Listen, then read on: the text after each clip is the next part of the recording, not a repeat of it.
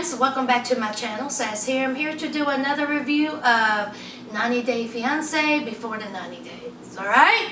Alright. Now let's get into it. Alright, let's talk about Tom and Darcy. Alright. So they are finally taking their butts back home. Alright. Albania has not worked out how Darcy thought it will work out. Honey, we seen it. She done got towed up from the floor up. She's been, crying buckets. I mean, she's just been a mess. All for the approval of her sister. Okay. They've been arguing all this in front of Tom. Alright. So, she sees her sister. Alright. And they are talking. And so she tells her sister, she was like, it really wasn't a good idea for me to come here. I could have been out there in some romantic island with my man, but instead, I chose to come here so he can meet you. And so the sister's like, so you blaming me? You blaming me for you blaming me of your actions. Okay, I am not to blame here. She was like, I like Tom. Okay, but you are the one that was acting a fool. And so here's Darcy. Child. I was like, if y'all don't get on the plane. So, here is Stacy. Stacy's all upset. Darcy's all upset. And so Stacy was like, listen, I'm out of here. Okay, have a safe trip back home. And so Darcy was like, all right, good. So Stacy goes outside.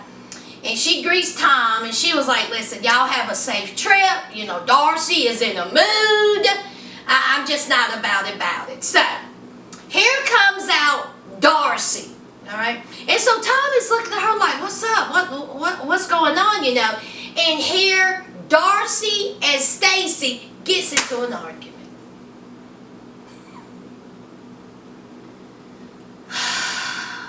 Right there in front of Tom, yet again. And Tom has already said, listen, you're the cause of this.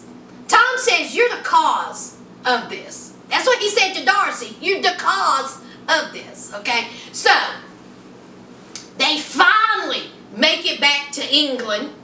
And so, Tom is going to take Darcy to his hometown, Nottingham, okay? And so, she was like, oh, am I going back to your house? And he was like, no. He said, I'm not quite ready for you and your personalities to come see my place, because you ain't gonna be breaking up in my place when I'm asleep.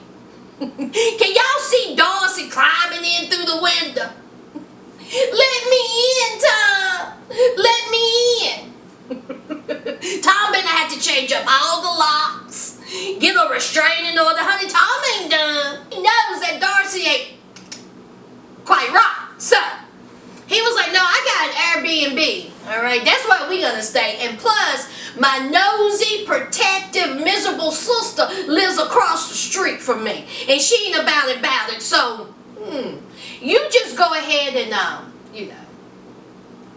we'll just stay in the Airbnb. So, of course, Darcy is upset about that because she wants to, go to his home. But he's like, oh, no, you ain't. And I don't blame Tom. I don't blame Tom one bit. And Darcy is all about proposal and love and engaged to this man. And honey, what have you shown Tom? How much you can drink? How much you can cry, child, please? So Tom, he was like, all right. So they get to the Airbnb and it was lovely, okay? They, Tom done made a fire in the fireplace. They got them some wine. And Tom was like, this fire ain't the only thing that's going to be hot tonight. I was like, okay, Tom. I was like, all right, Tom, is that what you about? And so Darcy was like, oh. I was like, okay. All right, I felt that. So Tom and Darcy is taking a little trip around, Nottingham, where he's from. It looks beautiful. It looks absolutely beautiful. And his sister had been dog sitting his dog. And on the way, where they're walking around, okay, Tom, because he got him a little bit of booty. He was feeling himself. Tom tells Darcy, I want to be with you. Okay. Tom tells Darcy, I want to be with you.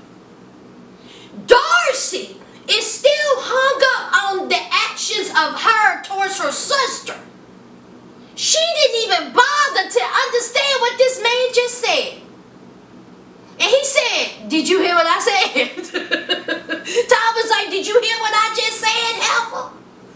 Darcy didn't even comprehend, didn't even hear. Did she hear it, y'all? She was still talking about her sister. Now listen, Tom has seen you at your worst. Drunk, crying, childish, screaming, sloppy. And this man is still saying, I want to be with you, child.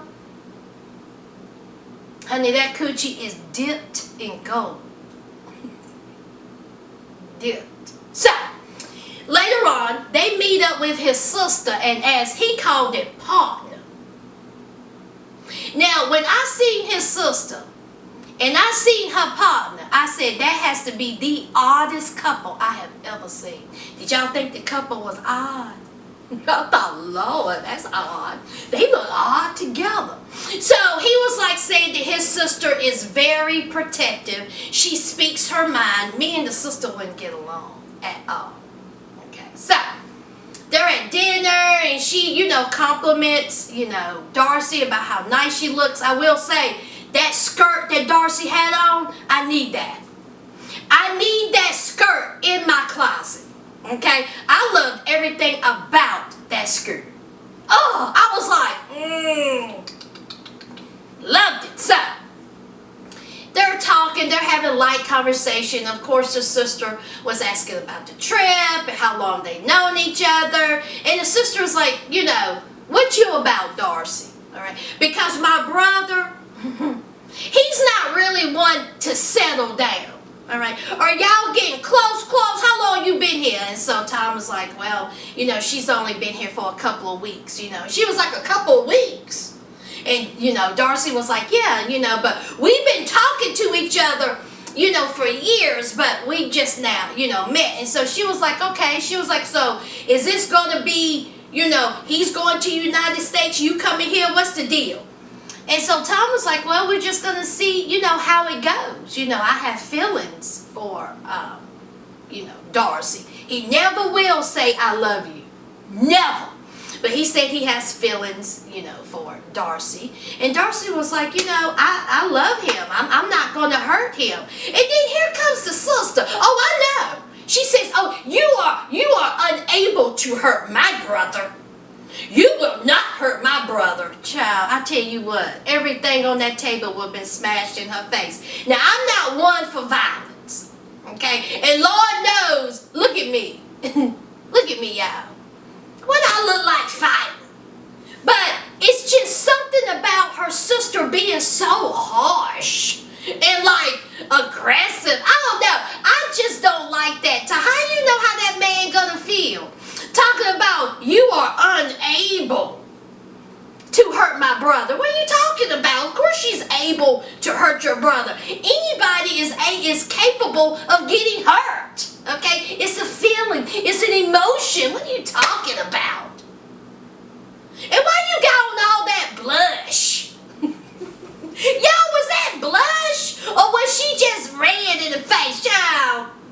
So anyway, the sister, she's not really feeling, this whole Darcy and Tom things because she know that Tom is not going to settle down and he's a bachelor. All right, so Tom and Darcy was talking outside and Darcy looked at him and says, I love you. Tom was like,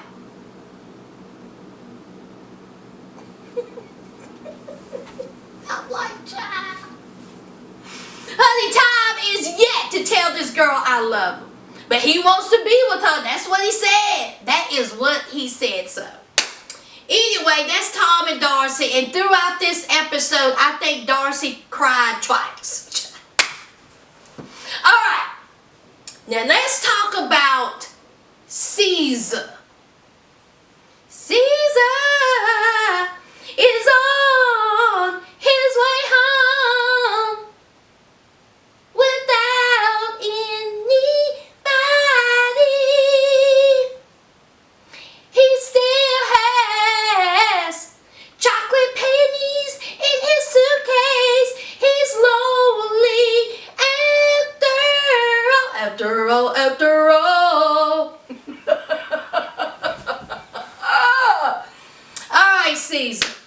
so he's done made his way back home.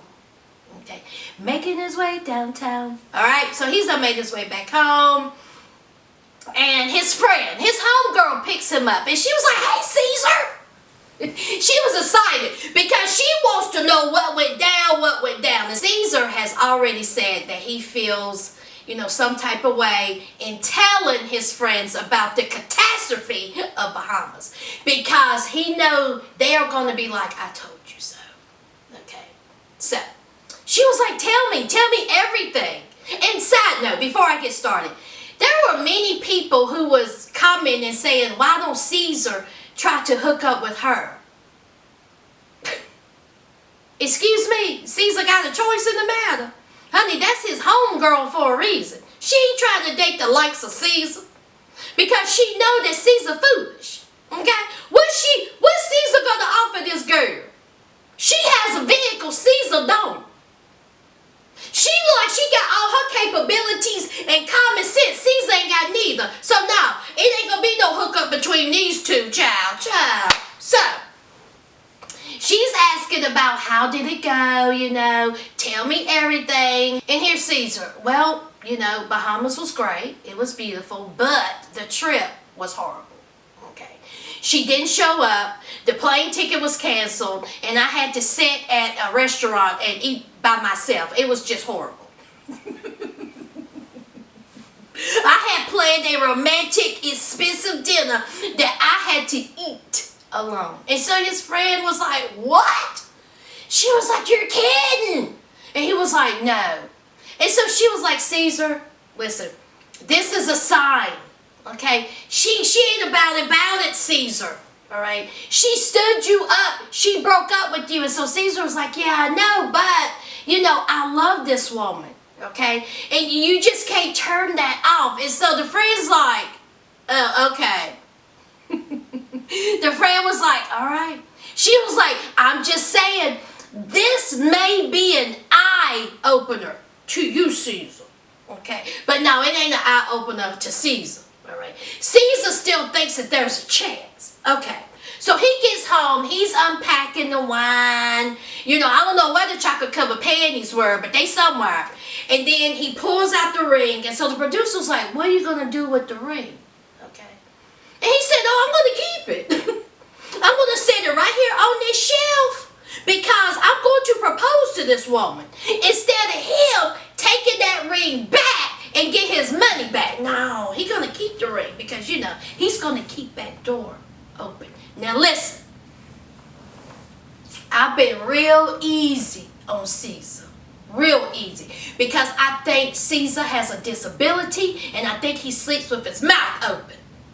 But next week, did y'all see the preview? Okay? Next week, they show a preview of this harlot, man, whomever Maria is, get in contact with Caesar.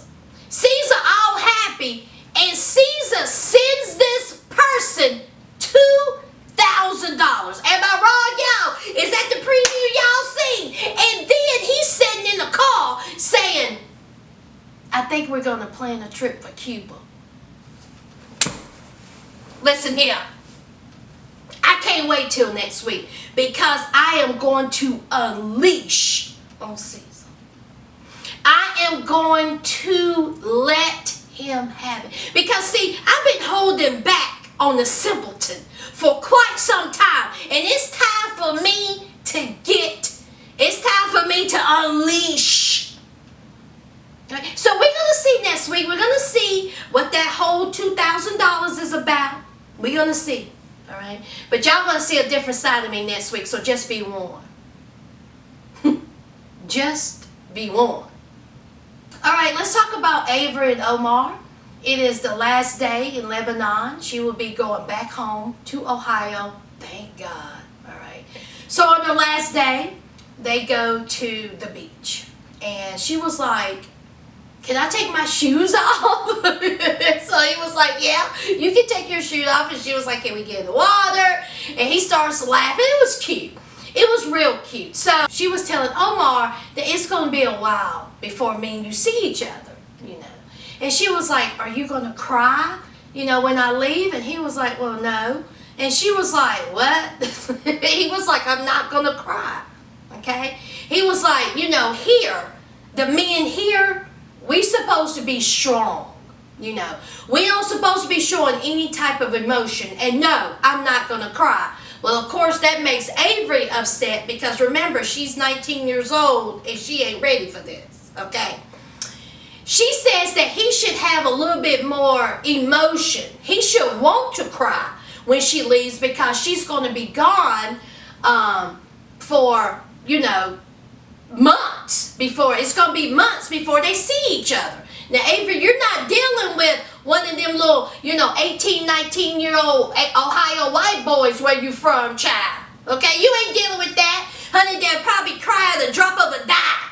But, so, you ain't dealing with that, child. So, they go out to eat. All right? And I was like, ooh, I wonder what's on the menu. Because, honey, thus far, these have been looking delicious. So, they go. And so they're talking, and so he brings up the visa and her going to talk to, you know, a lawyer. And so she was like, well, as soon as I get home, I'm going to, you know, visit the lawyer and talk about the visa. But she was like, you know, it could take up to a year before, you know, everything, you know, goes through. And so he was like, yeah, I know. And so she was like, wait a minute. She was like, you're more concerned about me talking to a lawyer than about me, you know, leaving. You're not going to see me for a while. And so Omar said, that's not it. Okay.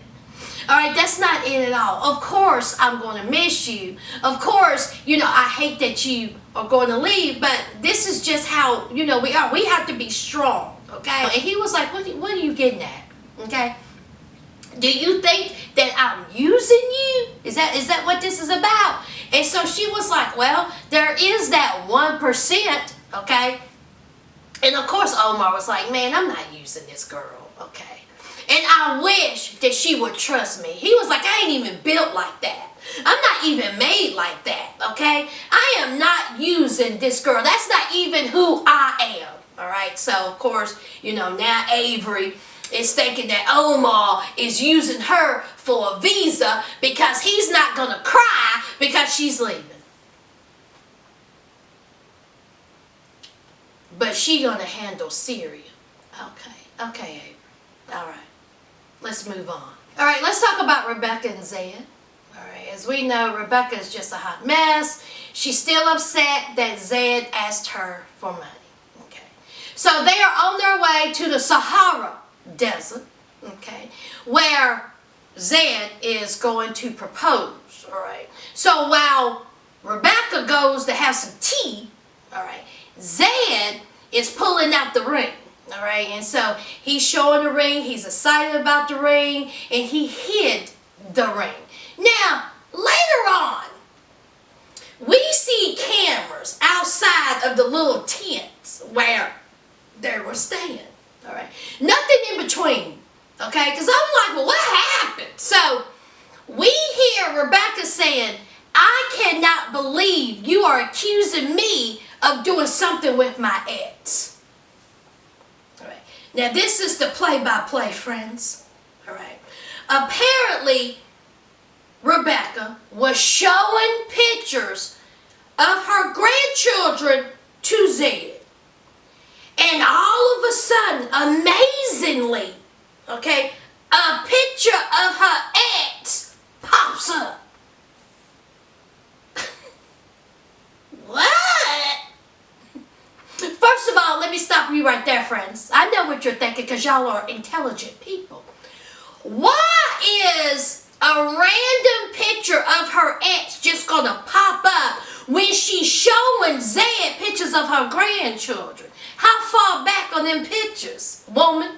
Okay. And secondly, I know what y'all gonna say because y'all are intelligent. Why she still got pictures of her ex on her phone? Well, what she says is that it is 5 years of pictures on her phone. Okay, it'll take her a lifetime to get rid of the pictures. Girl, if you don't stop. How much storage space do you have on your phone? How many pictures pictures you still got of your ex. Honey, Rebecca, it takes 2 seconds to delete all those pictures of your ex. No, you still have pictures of your ex because you want to have pictures of your ex. Now, you already know how Zed is. Remember back at the restaurant, on that tank top, and you were showing your tattoos, and that complete stranger was looking at you like he wanted to lick those tattoos? Do you remember how Zed acted? Honey, Zed was about to go on. Zed was about to box this man. You think that he's going to act a little different when he see your ex pop up, when every 5 minutes you say your ex's name? Okay, so, of course, he gets pissed. And that's why he said, he used the term angry. He used the term angry, friends. He said, it makes me angry. It got me upset. Why does she have pictures of her ex on her phone? So here's Rebecca. She outside, she's a little, flushed. She's smoking that cigarette, honey. And she was like, I just cannot believe he acted this way.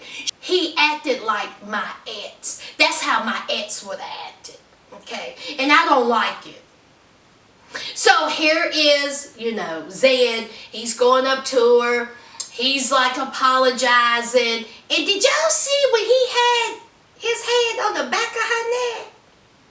And when she went to move, now is it just me? Now y'all, okay, correct me if I'm wrong. When she went to move, did she stiff up a little bit?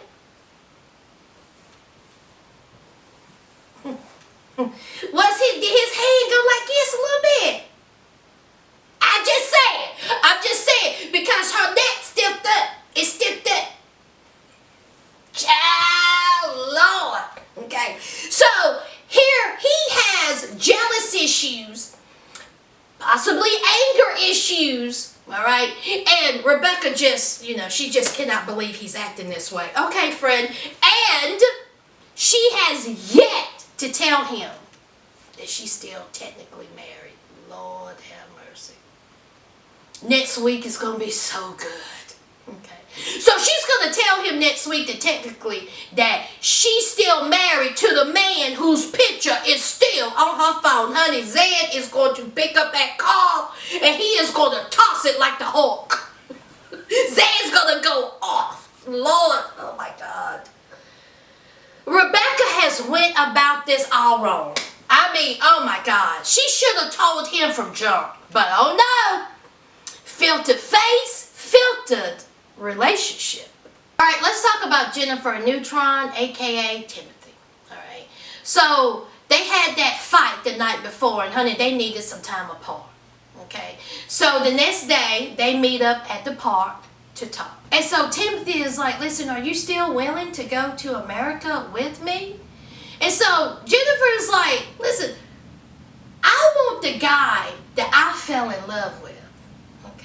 That's the guy I want. All right. I want that guy. I don't know who you are. Okay. I want the guy that I want to have a family with. All right. Bottom line is, she said in her confessional, she wants a man. And honey, Neutron ain't really showing his manliness thus far. So here is Neutron saying, listen, if I ask you to marry me right now, what would you say? And she says, I don't know. And he seemed shocked by this. He was like, wow. Oh my God, I can't believe it. Wow, that just throws me. I just cannot believe this. And I'm like, wow. Okay, it took you 3 days to kiss this woman. She done threw water in your face. You still have yet to have boom boom because of your own head space. And y'all had a huge fight the night before. And you still have a relationship with your ex when you know Jennifer don't care for it. Now let's just go on into that. Okay? So he thought that it was a good thing to FaceTime Veronica and Jennifer. Because he says, Veronica is my best friend. I know this is odd and weird to some people, but it works for us, okay? Veronica has a daughter that I have taken to raise, okay? And they're going to be a part of my life, all right? And Jennifer just needs to get over it. Okay? So, Jennifer and Neutron are sitting there FaceTiming with Veronica, and the little girl's adorable, and the little girl's like, hey, and they're like, oh, hey. So here's Veronica ready to unleash because Jennifer is very pretty, okay? So Veronica, she's asking all these questions. How's the trip going? Is everything going okay? What have you been doing? You know, the basic, questions with the basic answers. It's fine. We're having a good time. Blah, blah, blah. And then Veronica was like, well, let me see if I can throw a wrench into this. Let me make this a little bit uncomfortable for them because I'm not liking all this goodness. Okay. So here is Veronica talk about, what about the physical part? Veronica up there asking about their sex life. She didn't say it in those words, but we know what she meant. And honey, it didn't sit right with Jennifer. Jennifer is in that confessional and is like, who is she to ask us a question about our sex life? She was like, no. Veronica know dog oh well what she's doing. Okay, there is no way Veronica, wants Neutron to be with the likes of Jennifer. No way. They can put on this. Now, it may seem like friendship to Timothy's part, all right? But I bet you that it's a little bit more than friendship when it comes to Veronica, all right? Now, I'm not saying that Veronica may still have feelings for Neutron. She might, but I think it's a little bit more of me, okay? I want to be the only woman in your life. All right, and here is Jennifer, a beautiful Latin woman, child. Veronica knew what she was doing. And Neutron sitting up there looking all crazy-eyed. I said, boy, if you don't turn that phone off. But again, here's Neutron, the one that had Veronica take that picture with him, that selfie, and send it to Jennifer.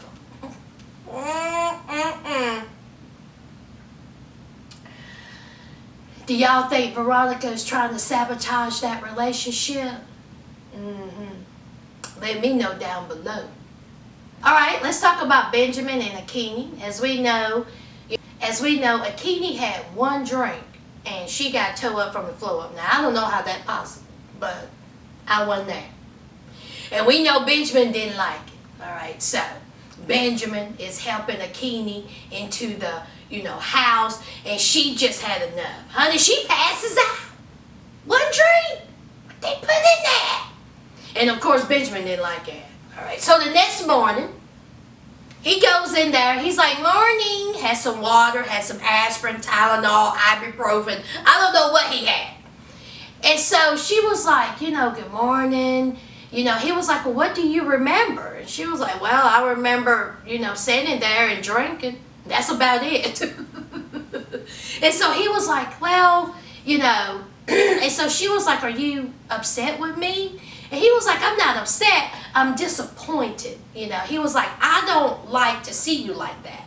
I don't like to see you act that way. And so she was like, what, loud? And he was like, well, you were loud. You was talking about bring me more drinks. Why not bring me more drinks? And I think she only had one child. So he says that he just don't like to see that side of her.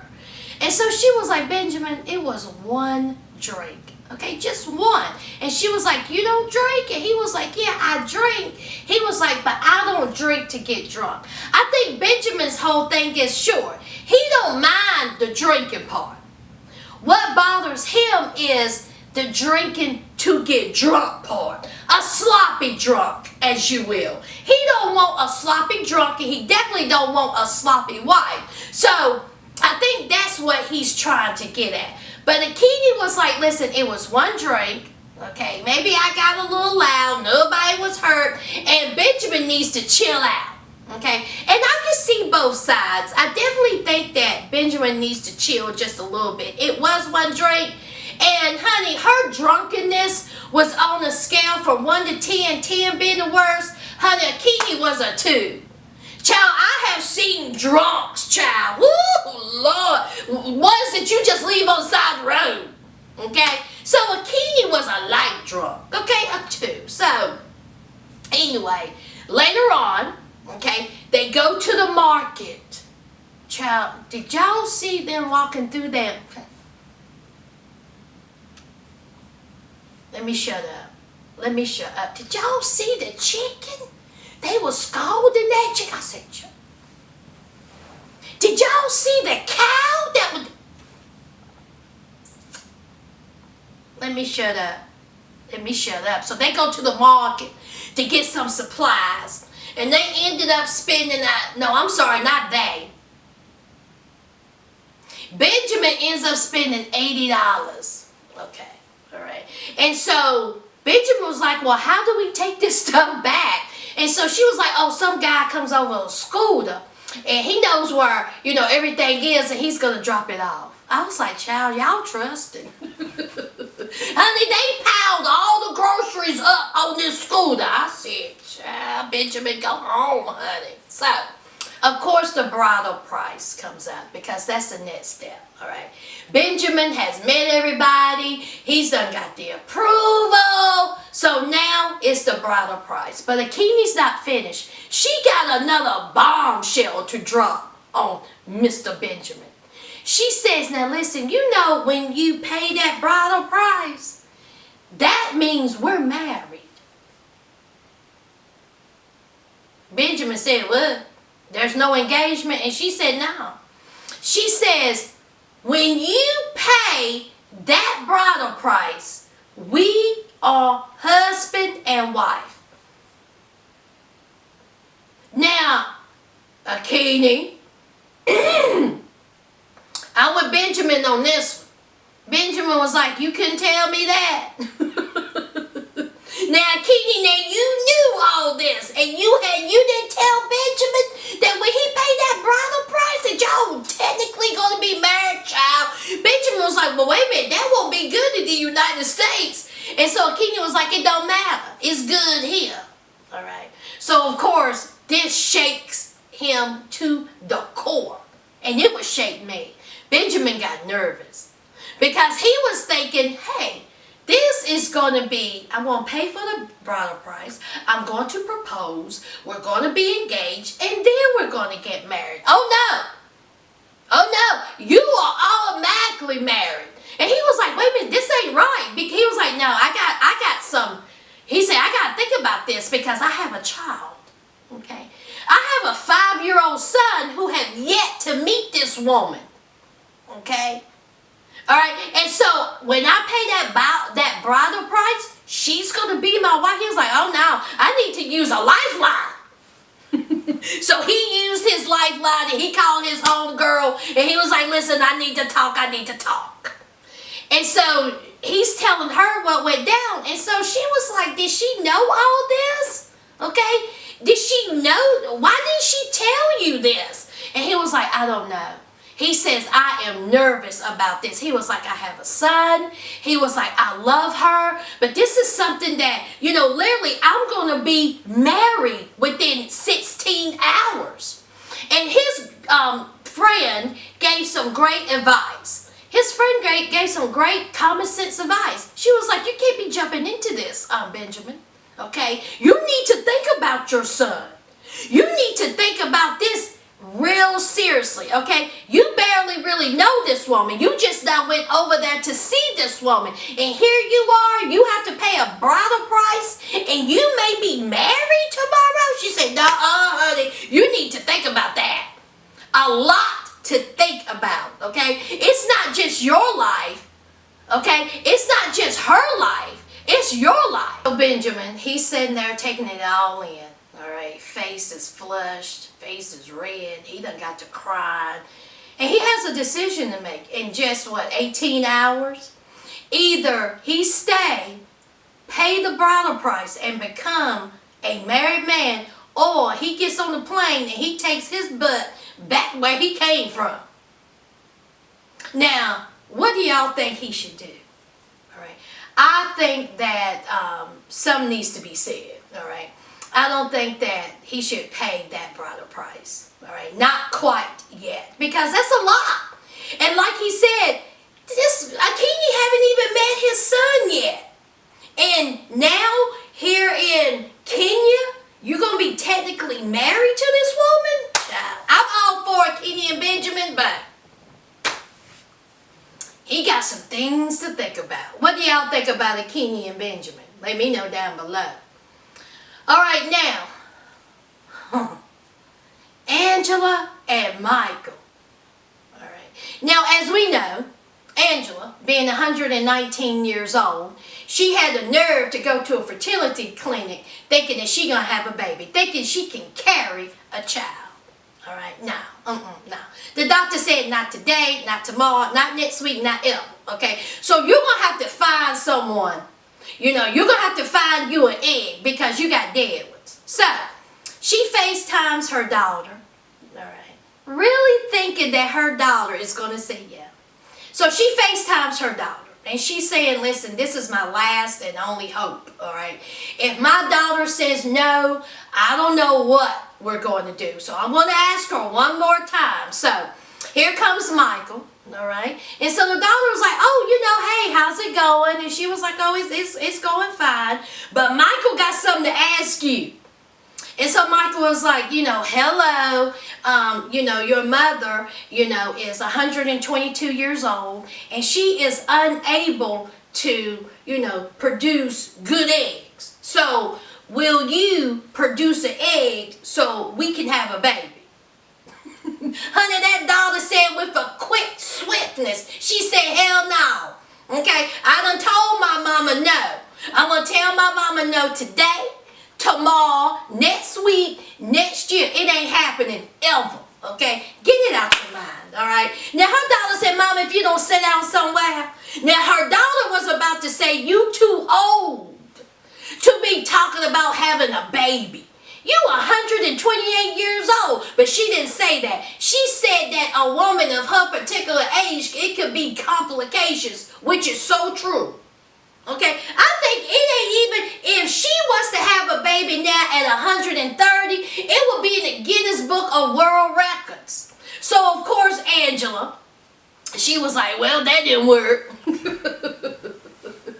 So, Angela and Michael, okay, got a swift no, and Michael's like, well, I want a child.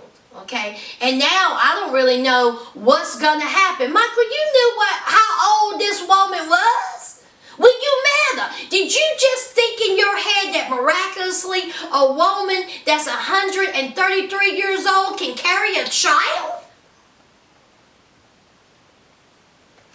So they go out to dinner. Okay, so Angela, Michael go and meet up with Michael's friends who don't like Angela. Angela can't stand them, okay, because they have made, comments about Angela, calling her a grandma, it was a point where they had said that you need to respect your elders, and Michael had said the same comment, and it hurt Angela's feelings, got her all, upset. So right off of the gate, let the disrespect begin, all right. Angela didn't even give them a chance to even say, hey, what's up? Angela was like, I don't like you.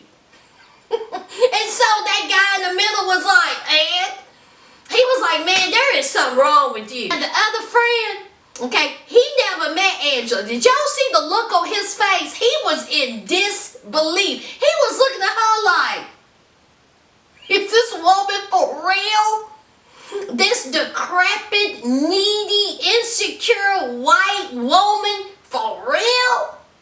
She bringing all this static, all this drama here? And Michael sitting over there looking like Ned in the funny papers, letting her talk to him like that? And so the middle friend was like, man, I ain't about this. I don't have to listen to this, okay? I'm done. So he gets up and walks off. And so here's Michael. Y'all stop it. Stop. Calm down. Settle down. And so that boy was like, peace out. And so here's Angela. Don't tell him to calm down. Let him leave. Let him leave. Angela is a clown. Okay? She is an embarrassment. Embarrassment. No wonder she's a Trump supporter. That's how y'all act. Okay. One friend that had never met her before, he was like, oh, so everything I heard about you is true. Everything I heard about you is true. And he was like, you know, us as Nigerian men, we don't take that. Okay, we don't let our women talk to us like that. Especially not one looking like the kinds of her. He didn't say that, I added that in. So he bounced. So the one friend that was actually sitting there who didn't say nothing, she gonna talk about, well see, look, he said that he didn't open up his mouth because he know he better not open up his mouth. And so he was like, Angela, calm down. You know, what is all this about? She didn't want to hear it. Okay. So he gets up and leaves. And here is Michael. She's screaming in his face. She's pointing in his face. And he's just sitting there. He gonna talk about she's screaming and yelling and how, you know, he don't know if he can like handle this relationship. A bunch of bull crap. Angela is a bull. Angela is such a cow.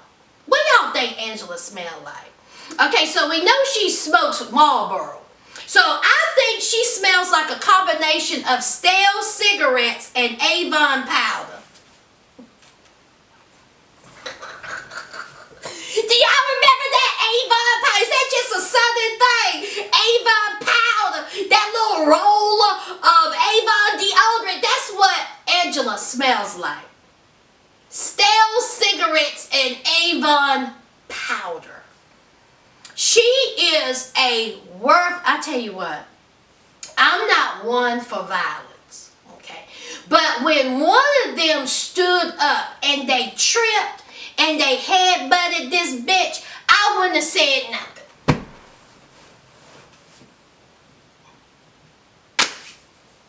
Warranted. Do y'all remember what I used to say? W-A-W. Right there. W-A-W. All day. All day. Now listen, Angela is an abuser. Point blank. And if you think anything differently, we're not watching the same show. There's something wrong with Angela. Alright? And she don't put her hands on Michael. And Michael has took it. Okay. She has verbally abused him. She has embarrassed him. And here he still is with this woman. Okay. But according to his friends, Nigerian men supposed to be these hard, tough, don't take no crap off no woman. They run the relationship.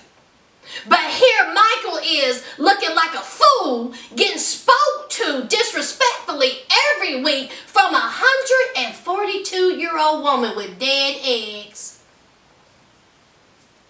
that smell like stale cigarettes and Avon powder. Child, I am too done. If Angela don't take her bad built, looking like an ironing board shaped ass back to where she came from, Georgia, she better.